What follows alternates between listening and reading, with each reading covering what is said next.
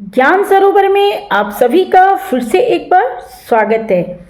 और आज के ज्ञान सरोवर में मैं लेके आई हूँ एक राजा की कहानी।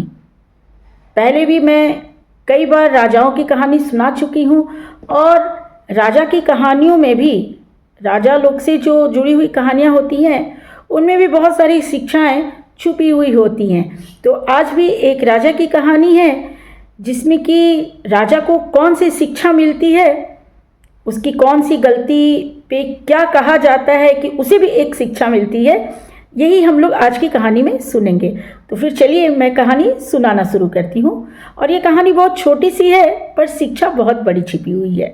एक राजा को राज्य के राजस्व विभाग की देखरेख के लिए उपयुक्त व्यक्ति की तलाश थी। उन्होंने अपने महामंत्री से एक ऐसे योग्य व्यक्ति को ढूंढकर लाने को कहा। कुछ दिनों के बाद महामंत्री एक व्यक्ति को लेकर के आए। राजा ने उसे पद तो प्रदान कर दिया पर मंत्री से बोले, ये आदमी योग्य तो है पर दिखने में आवश्यक नहीं है। इसका रूप रंग राजसी कार्यों के लिए उचित नहीं। मंत्री यह सुनकर भी चुप रहे।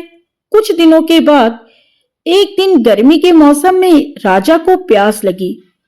मंत्री ने राजा के सेवक से कहा, महाराज को सोने के गिलास में पानी दो। पानी गर्म था। राजा से घूंट भर भी पानी ना पिया गया। तब मंत्री ने सेवक से कहा, अब महाराज के लिए सुराही का पानी लाओ। सुराही का पानी पीते ही महाराज की प्यास बुझ गई। मंत्री का इशारा महाराज की समझ में आ चुका था कि मनुष्य की योग्यता एवं पात्रता की पहचान उसके रूप रंग से नहीं बल्कि उसके आंतरिक गुणों से होती है। और यही शिक्षा है आज की इस छोटी सी कहानी की कि हमें कभी भी किसी के रंग रूप को देखकर उसके गुणों को नजरअंदाज नहीं करना चाहिए, क्योंकि रंग रूप से ज्यादा महत्वपूर्ण गुण होते हैं और किसी भी व्यक्ति के गुण को हमें रूप रंग से ज्यादा महत्व देना चाहिए।